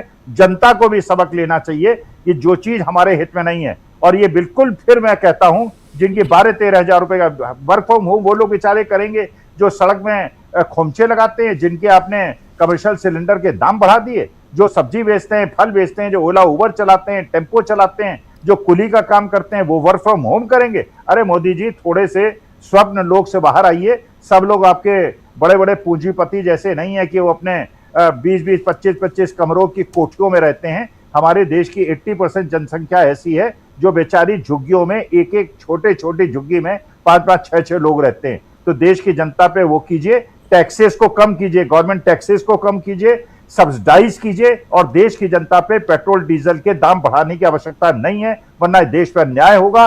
कंज्यूमर की अगर परचेजिंग पावर कम हो गई, इकोनॉमी बहुत बुरी तरह से मार खाएगी। पेट्रोल और डीजल के दाम बढ़ा के आप देश की गरीब जनता के साथ अन्याय करेंगे और इस दाम को बढ़ाने की कोई आवश्यकता नहीं। जी, पेट्रोल डीजल की कीमत जब बढ़े तो बढ़े, लेकिन दूध की कीमत बढ़ गई है। अमूल और मदर डेयरी दोनों ने 2-2 रुपये प्रति लीटर कीमत बढ़ा दी है। तो चलिए, शुरुआत हो गई है और मोदी जी ने कल रात को ही 6% से 15% इम्पोर्ट ड्यूटी कर दिया सोने पे। सोना, चांदी, हीरे जवाहरात कितने महंगे हो रहे हैं, इसका अंदाज़ा आप लगा सकते हैं। वो लोगों की पहुंच से दूर करने की एक साजिश है। जो पहले कहा जाता था कि ये स्त्री धन है, अब वो स्त्री धन नहीं, सब कुछ गया। महिलाएं बहुत बड़ी वोटर हैं प्रशांत जी। कहा जाता है कि महिलाएं जो हैं वो बीजेपी की सबसे बड़ी वोटर हैं। बीजेपी की एक खासियत तो है, नरेंद्र मोदी के खिलाफ जिसने जितना आग उगला उसको उतना बड़ा पद मिला। अगर वो वॉशिंग मशीन से निकल आया तो उसमें से 3-4 मुख्यमंत्री बन गए, वो हम लोग देख ही रहे हैं। और उसके बाद महिलाओं ने खुलकर वोट दिया, ये कहा जाता है। अब मैं देखने नहीं गया, लेकिन महिलाओं के हित में जितने भी काम थे, महिलाओं के पास कुछ रुपए होते थे, नोटबंदी में वो चले गए। फिर सोने, चांदी, हीरे जवाहरात, ये थोड़े उनके स्त्री धन जब शादी करके आती थीं उनके पास जो होते थे, वो भी अब उससे भी दूरी। और ये सब कुछ, और इन सब के बीच तस्वीर तो आप देख ही रहे हैं, जो हमारे आपके बीच तस्वीर चल रही है। तो इसलिए, और राहुल गांधी के बारे में अभी बता रहे थे स्वामी जी कि ये एक आंदोलन है और ये कहीं ना कहीं गांधी जी के राह पे चलते हुए उन्होंने जो कहा है, पहले भी डिसेंट नोट लिखा था, इस बार भी, और इसको पब्लिक किया है राहुल गांधी ने। तो ओवरऑल ज़रा आपसे समझना चाहता हूँ कि ये सब कुछ है। अब परसों नरेंद्र मोदी निकल जाएंगे विदेश। आज विदेश मंत्रालय ने प्रेस कॉन्फ्रेंस भी कर ली और बता दिया कि कहाँ कहाँ जा रहे हैं, पहला पड़ाव कहाँ है, दूसरा पड़ाव कहाँ है। लेकिन इन सब के बीच ये पूरी तस्वीरें क्या बयां करती हैं प्रशांत जी, ज़रा आज तक समझ में नहीं आ रहा है कि ये इन तस्वीरों को इस वक्त अगर ये नहीं कहते कि सोना चांदी मत खरीदो 1 साल तक, पेट्रोल डीजल की कीमत कम, पेट्रोल डीजल की खपत मत करो ज़्यादा, पूलिंग करो, ये सारी बातें अगर नहीं कहते तब क्या फ़र्क पड़ता, और कह दिया है तो क्या फ़र्क पड़ रहा है? जी राजीव जी, पहली तो ये तस्वीर जो दिख रही है ना, ये तस्वीर रवांडा मीडिया के लिए बनाई गई है। और प्रधानमंत्री नरेंद्र मोदी देश के तमाम हिस्सों में जाते हैं, अभी रोड शो कर रहे हैं 2 दिन पहले। तो तो जिस भी शहर में जाते हैं वो हमारे दर्शक प्रधानमंत्री का जब कार्यक्रम लगता है तो सड़क के किनारे खड़े होकर कारें गिन सकते हैं। हम तो रोज ही, क्योंकि हमको पार्लियामेंट के आसपास जाना होता है, तो हम तो रोज जाम में फंसते हैं, क्योंकि वो रूट जो है वो बंद हो जाता है। पार्लियामेंट के आसपास का केवल रूट नहीं बंद होता है, उस सड़क में खड़ी हुई गाड़ियां जो किनारे खड़ी पार्किंग में, उन पार्किंग की गाड़ियों को भी हटाया जाता है। तो इसलिए ये सब तस्वीरें रवांडा मीडिया के लिए बनाई जाती हैं। उनको ये जो हिंदू मुसलमान वाले चैनल हैं ये थोड़ी तस्वीरें दिखाएंगे, फिर शाम को हिंदू मुसलमान पे डिबेट करेंगे, यही उनका काम है। देखिए जो बड़ी तस्वीर है वो ये है कि देश अभी तक जो चल रहा था राजीव जी, ये देश चल रहा ऑटो पायलट पे, पिछली सरकारों के बनाए हुए सिस्टम पे चल रहा है। प्रधानमंत्री नरेंद्र मोदी जी का इसमें कोई कंट्रीब्यूशन नहीं है, उन्होंने सिर्फ भाषण दिए हैं। कॉर्पोरेट जो पॉलिसीज बना के देता है वो पॉलिसीज नीति आयोग के जरिए आ जाती है, वो सरकार के पास चली जाती है और वो लागू हो जाती है। प्रधानमंत्री नरेंद्र मोदी कैमरे के सामने कह चुके हैं कि मैं फाइल कभी नहीं पढ़ता हूं। तो और यह इस कार्यक्रम में भी मैंने कुछ दिन पहले कहा था कि प्रधानमंत्री नरेंद्र मोदी कोई पॉलिसी पेपर नहीं पढ़ते हैं, ये उनके सिस्टम का हिस्सा ही नहीं है और मेरे ख्याल से क्षमता भी नहीं है। 20-25 पेज का एक पीडीएफ का पढ़ना, चाहे वो हार्ड कॉपी हो चाहे वो कंप्यूटर पे हो, मुझे नहीं लगता कि नरेंद्र मोदी जी ने जीवन में 45 पेज का कोई पॉलिसी डॉक्यूमेंट पढ़ा होगा। तो क्योंकि उनको वो रडार साइंटिस्ट भी हैं, वो गैस के साइंटिस्ट भी हैं, वो अभी किसी विदेशी डिग्निटरी को बता रहे थे कि किस तरीके से हवा से ऑक्सीजन निकाली जा सकती है, तो उनकी रुचि विज्ञान वगैरह में ज़्यादा है। तो मूल बात यह कि देश पिछले सरकारों के बनाए हुए सिस्टम पे चल रहा था अभी तक। अब जबकि हॉर्मोज बंद है, पूरी दुनिया में एनर्जी क्राइसिस है, उसका असर भारत की अर्थव्यवस्था पे बुरी तरह पड़ चुका है। अब उसमें कुछ पॉलिसी डिसीजन लेने हैं, उन पॉलिसी डिसीजंस का असर मिडिल क्लास पे पड़ेगा, जो अधिकांश उनका मतदाता भी है। केवल मतदाता नहीं है, भक्त भी है, समर्थक भी है। तो इसलिए अब उनको ये सब करने की ज़रूरत पड़ रही है कि ये रवांडा मीडिया में ये चलवा दें 2 गाड़ियाँ, कोई वो अपील करे देशभक्ति की, त्याग की। अपना कितना त्याग किया है, वो भाषण देने के बाद रोड शो किया है, तो क्या वो टेलीप्रॉम्प्टर पर जो भाषण आता है वो उसको दिमाग से केवल नहीं पढ़ रहे हैं, उसको केवल बोल दे रहे हैं मशीन की तरीके से। तो इन्होंने कभी काम नहीं किया। देखिए बड़ा आश्चर्य की बात है कि चीफ मिनिस्टर रह चुके हैं, प्रधानमंत्री रह चुके, तीसरे टर्म पे हैं अभी, लेकिन उन्होंने कोई पॉलिसी पेपर कभी पढ़ा नहीं। कभी आपने देखा उनका पढ़ते हुए पॉलिसी के साथ, फाइलों के साथ कोई तस्वीर, कोई वीडियो, कोई ऐसी बातचीत जिसमें वाकई वो लग रहे हो कि हाँ पॉलिसी के प्रति बड़ा गंभीर हैं। वो कपड़ों से पहचान लो, मंगलसूत्र, भैंस चुरा ले जाएंगे, ये असली व्यक्तित्व है मोदी जी का। तो जो असली व्यक्तित्व है वो उस व्यक्तित्व का जिसके दिमाग में भैंस चुरा लेंगे जैसे आइडियाज अगर आ रहे हैं, वो व्यक्ति कैसे फाइलें पढ़ेगा, कैसे वो इम्पैक्ट के बारे में जानकारी जो है ब्यूरोक्रेट से लेकर फैसला करेगा कि हॉर्मोज के या ऑयल या एनर्जी क्राइसिस में भारत की इकॉनमी पे क्या इम्पैक्ट पड़ने वाला है। जो कॉर्पोरेट बताएंगे वो कॉर्पोरेट के सुझाव, डॉक्यूमेंट नीति आयोग के जरिए पहुंच जाएंगे, वो इम्प्लीमेंट हो जाएंगे। इसी तरह देश चल रहा है। केवल इसकी राजनीति केवल कि अब ये डर रहे हैं, मुश्किल फैसले लेने में डर रहे हैं, और वो डर ये सब चीजें करवा रहा है। और उनको उनको एक दिखाई दे चुका है सैंपल यूजीसी में, कि जब उनको तमाम गालियां दे दी गई थी। तो ये डर की वजह से है। मुझको नहीं लगता है कि मोदी जी इसको लेके बहुत गंभीर है। जिस कॉरपोरेट के लिए वो पॉलिसियां बनाते हैं, उस कॉरपोरेट ने मीडिया लगा रखा है अपना, वो दिखा रहा है जो आप तस्वीर दिखा रहे हैं। जी देश की जनता को लेकिन फैसला करना पड़ेगा। ये अभी स्वामी जी कह रहे थे कि हमारा बुद्ध का देश है, गांधी का देश है, बड़े शांति प्रिय लोग हैं। तो ये शांति प्रिय लोगों पे बड़ा आश्चर्य होता है कि 22 लाख 23 लाख लोग नीट पे बैठे और उनका पर्चा लीक हो गया। उनके 22 लाख का मतलब आप समझ लीजिए कि 45 लाख अभिभावक होंगे। तो 45 लाख अभिभावकों ने किस तरीके से कोचिंग फीस किताबें किया होगा, वो फिर वो सब करना पड़ेगा।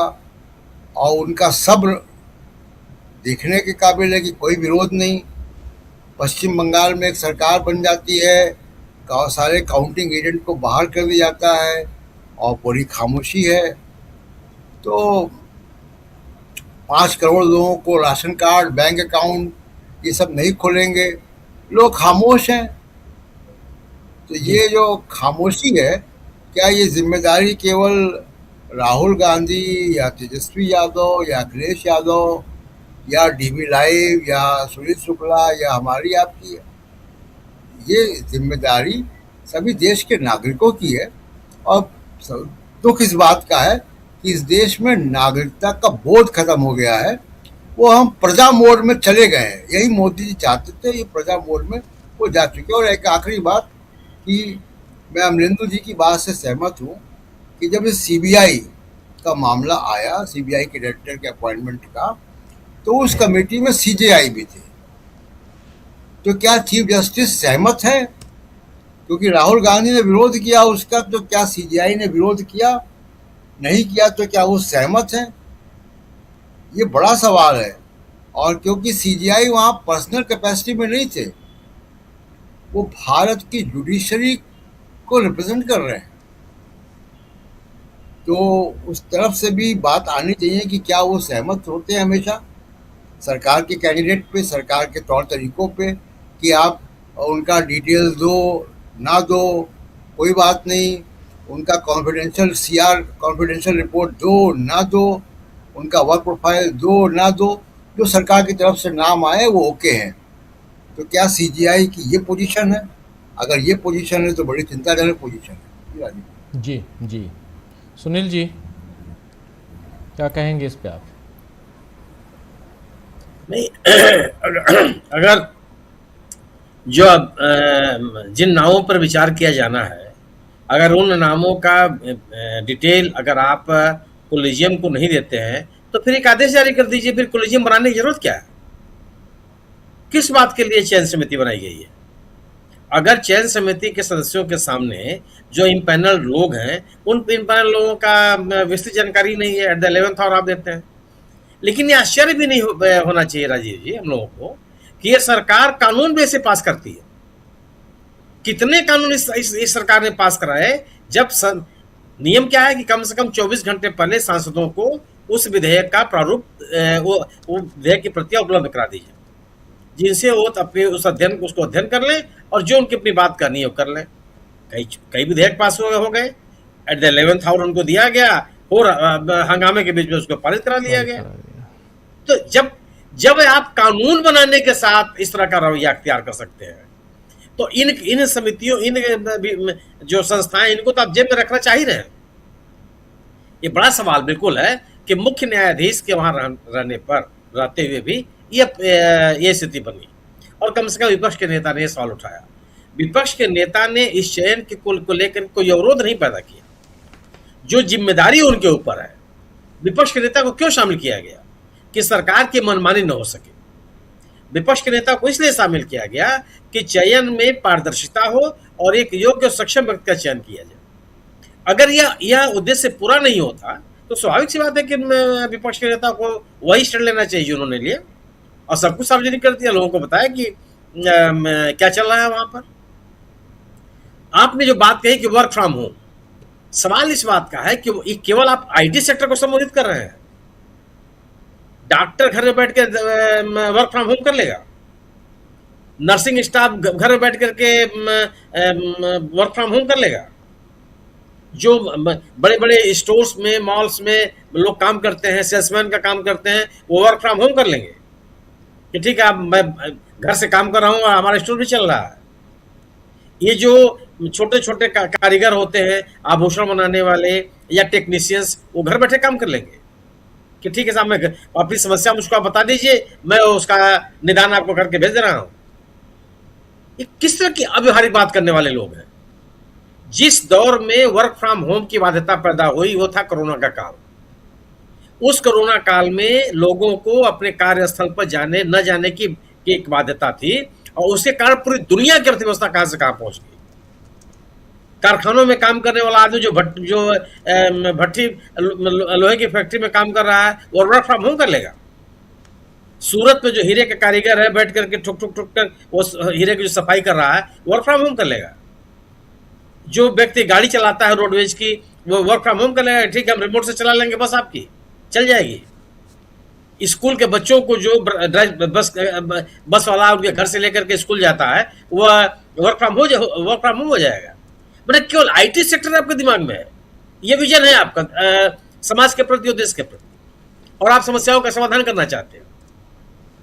ये एक ऐसा दृष्टिकोण है कि मूल समस्याओं से हटने की कोशिश है। सही बात कही प्रसाद जी ने कि जो सरकार एक परीक्षा व्यवस्थित तरीके से नहीं करा सकती। दूसरी बात, नीट की परीक्षा का पेपर आउट हुआ है, और आप याद कीजिए कि यह इस साल के परीक्षा को तो तत्काल स्वीकार कर लिया कि हाँ आउट हुआ। 2024 का याद कीजिए आप, सुप्रीम कोर्ट तक ये कहते रहे कि नहीं पेपर आउट नहीं हुआ। सुप्रीम कोर्ट ने भी उस परीक्षा को निरस्त करने से मना किया और कहा कि जो पेपर आउट हुआ है उसका जो दायरा है बहुत छोटा है, इससे पूरी परीक्षा प्रभावित नहीं होती। बिहार तक उसको सीमित करके रख दिया। इन्होंने खट से स्वीकार कर लिया। पिछली बार जो राहुल गांधी ने कहा है कि पिछली बार जो डीजी था एनआईटी का, वह जिसके जमाने में वो पेपर आउट हुआ, आज वो कहाँ है। और ये जो सज्जन आए हुए हैं इनकी स्थिति आप देख लीजिए।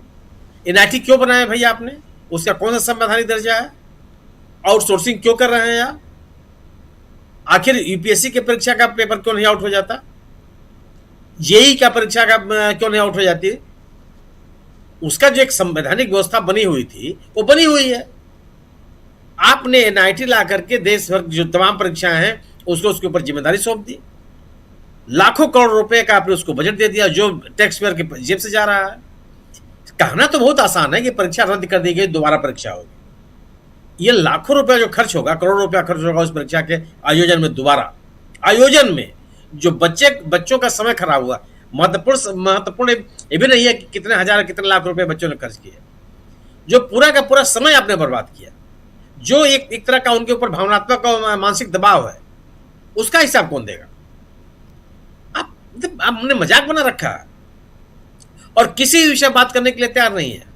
आप सोचिए कि मतलब कम से कम 60 लाख बच्चे ऐसे होते होंगे जो इस नीट की परीक्षा की तैयारी करते हैं और शामिल होते हैं। ये जो हम लोग बात कर रहे हैं 20 लाख 22 लाख, ये तो परीक्षा देने वाले हैं।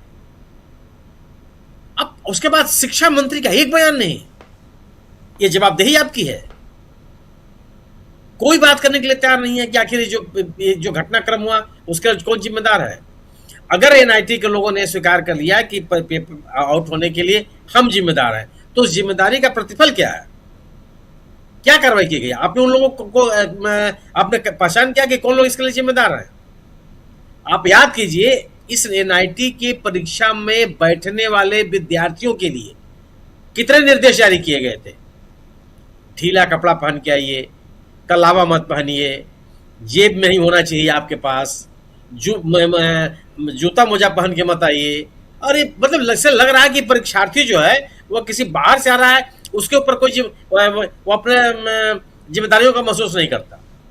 आप पहले से उसको संदिग्ध मान के चल रहे हैं। परीक्षार्थियों के ऊपर इतनी निगाह रखने वाली यह संस्था अपने व्यवस्था पर कितना निगाह रख पाई है? आपको आश्चर्य होगा कि उन निर्देशों को पढ़ करके। और आपका अपना तंत्र है जो फेल हो जा रहा है, और किसी के ऊपर इसकी जिम्मेदारी भी नहीं तय कर रहे हैं। यह इस सरकार की स्थिति हो गई है कि किसी भी कमी के लिए, किसी भी विफलता के लिए, किसी भी निर्णय के लिए जिससे देश और समाज का नुकसान हो रहा हो, उसकी जिम्मेदारी लेने के लिए तैयार नहीं। आप बात करते रहिए इधर की उधर की, यहाँ के वहाँ के, और कुछ ऐसे विषय पैदा कीजिए जिसके कारण से उन सवालों पर चर्चा न हो जो सवाल बहुत मौजूद है और जरूरी भी है। आप सोचिए ना कि यह सरकार पिछले एक दशक में कभी भी अर्थव्यवस्था को लेकर कभी चर्चा करने के लिए तैयार हो? प्रधानमंत्री मोदी जी रुपए का जब अवमूल्यन हो रहा था यूपीए सरकार में, हम और आप सभी लोग चिंतित थे। उनके आलोचनात्मक भाषणों को आप याद कीजिए, किस किस तरह की बात उन्होंने प्रधानमंत्री के लिए कही थी और देश की प्रतिष्ठा के लिए कही थी। उसकी कोई चर्चा आप कर रहे हैं? बेतहाशा रुपए की कीमत कितनी गिर गई और डॉलर के मूल्य कितने बढ़ गई। वित्त मंत्री का यह बयान आता है कि रुपया गिरा नहीं है, डॉलर मजबूत हुआ है। मतलब किस तरह की बात करते हैं? और आज आप कह रहे हैं कि ऐसा कर लीजिए, वैसा कर लीजिए, कर लीजिए, वो कर लीजिए। आप क्यों नहीं स्वीकार करते हैं कि आपकी ऐसी नीतियां थी जिसके कारण से यह हालात पैदा हुए? तो एक ऐसे दौर में हम लोग पहुंच गए। तब आप सोचिए कि मतलब एक लोगों को आप ये नहीं कह रहे हैं जिनका नाम मतदाता सूची में नहीं है उसको हम सरकारी सुविधा नहीं देंगे। कहां से कहां पहुंचा दिया आपने देश को? यह देश का संविधान से चलेगा, कानून व्यवस्था से चलेगा कि आपकी मर्जी से चलेगा? जो चाहेंगे आप वो करेंगे? ये बड़े सवाल हैं। और मुझे लगता है कि निश्चित रूप से लोग, भले हमको आपको लगता है कि चुप है, स्वाभाविक सी बात कि तात्कालिक कोई प्रतिक्रिया दिखानी पड़ती, लेकिन लोगों के मन में इस तरह का मंथन तो है। लोग ये सोचने के लिए बाध्य हैं कि आखिर हम कहां से कहां पहुंच गए, इस देश को कहां ले जाया जा रहा। और इसकी जो सार्वजनिक प्रतिक्रिया है वो तो होगी, भले आज न हो तो कल। ये लोग स्वीकार कर लेंगे, इन्हीं चीजों को स्वीकार कर लेंगे। मुझे मानने में सुविधा है, लोग इस पर प्रतिक्रिया देंगे और निश्चित रूप से प्रतिक्रिया देंगे। जी बिल्कुल बिल्कुल सही कह रहे हैं। एक छोटा कमेंट अमलेंदु जी। राजीव जी देखिए, एक तो जो ये चल रहा है इस समय सब कुछ मामला, आज एक मामला राजीव जी सुप्रीम कोर्ट में उठा और सुप्रीम कोर्ट में सुनवाई थी ईडी की याचिका पर जो ममता बनर्जी के खिलाफ थी। और वहाँ एक मजेदार वाकया हुआ। मजेदार वाकया ये हुआ कि जज साहब ने कहा कि जो एडवोकेट हैं तृणमूल कांग्रेस की तरफ से कल्याण बनर्जी, वो फला फला तारीख पर उपस्थित रहेंगे। फिर उन्होंने कहा कि सॉरी, कल्याण बंदोपाध्याय। इस पर कल्याण बनर्जी ने कहा कि सर, कल्याण बंदोपाध्याय और कल्याण बनर्जी ये तार्किक विसंगति नहीं है। कल्याण बंदोपाध्याय को अंग्रेजी में कल्याण बनर्जी कहते हैं, तो इसलिए तार्किक विसंगति नहीं रहेगी। अदालत ने इसमें कहा कि अब तो सारी तार्किक संगतियां ही तार्किक विसंगतियां बन गई। ये अदालत की तरफ से टिप्पणियां गिराई। और फिर कल्याण बनर्जी बताया कि मेरे बेटे ने का नाम जो था वो कल्याण बनर्जी आ गया उसमें लिखकर, तो उसका नाम डाल दिया गया उस तार्किक विसंगति वाली सूची में, क्योंकि वो बंदोपाध्याय लिखते हैं। तो कल्याण बनर्जी के बेटे को जैसे ममता बंदोपाध्याय है, ममता बनर्जी उनको बोला जाता है। तो ये राजीव जी तार्किक विसंगति ये है। और इसी आधार पे नाम काट दिए गए 27 लाख जो अपने कागज लेके अब घूम रहे हैं। साबित करो कि तुम बंदोपाध्याय हो कि बनर्जी हो। तो ये राजीव जी किस्सा है जी। अभी वैसी काफ़ी लिस्ट आ रही है, मैं देख रहा था प्रशांत जी, सागरिका घोष का एक ट्वीट देख रहा था जिसमें बताया उन्होंने कि कितने डिलीशन हुए और कितने वोट से हारे हैं टीएमसी के जो अलग अलग उनके जो कैंडिडेट हैं। ये तो एक लंबी सूची है, लंबी लिस्ट है। और इन सब को मतलब देखिए, इतनी सारी चीज़ें हैं, इतने मुद्दे हैं। आप अगर बंगाल एसआईआर की बात कीजिए तो उसमें बहुत कुछ निकल के आता है। आप छोड़ दीजिए बंगाल, आप चलिए उधर दक्षिण में तमिलनाडु चलिए, तमिलनाडु में देखिए एसआईआर में क्या हुआ है। और उसके बाद भी अगर सुप्रीम कोर्ट ना माने, सरकार न माने, इलेक्शन कमीशन ऑफ इंडिया न माने, तो फिर क्या कहा जाए और कितनी इस पे बहस की जाए। लेकिन खैर, हम लोग अपनी बात तो जो है तार्किक रूप से रखते हैं, तथ्यों के साथ रखते हैं और उन बातों को रखते रहेंगे। पत्रकारिता का धर्म यही कहता है। प्रशांत जी, एक क्लोजिंग कमेंट। पश्चिम बंगाल के चुनाव को जब रिविजिट करते हैं, मैं अभी ये मान के चल रहा हूँ कि तृणमूल कांग्रेस, ममता बनर्जी, अभिषेक बनर्जी स्टडी कर रहे हैं तमाम सारी चीज़ों को और उस मुद्दे को, तमाम मुद्दों को लेके एक बड़े आंदोलन की योजना बनाएंगे।